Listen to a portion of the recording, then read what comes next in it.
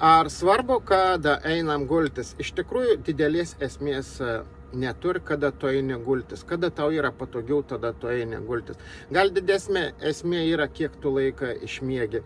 Aš savo klientam rekomenduoju ne mažiau 7 valandų, bet vėl čia yra išimtis, kai kam netgi užtenka ir 6 ir 5 valandų ir jisai jaučia žymiai geriau išmiegojęs negu pamiegotų 9 valandas. Tad reikia neužmiršti, kad mes esam visi skirtingi ir mūsų biologiniai laikrodžiai pas visus yra skirtingi. Tad vienam geriau miegoti dieną, kitam geriau miegoti naktį, bet reiktų neužmiršti, kad mes visados galim kompensuoti tą miegą. Jeigu mes nedamiegojom, daleiskim 6 valandas damiegojom, tai mes visados, jeigu mes mėgstam pietukų pamiegoti, kodėlgi ne?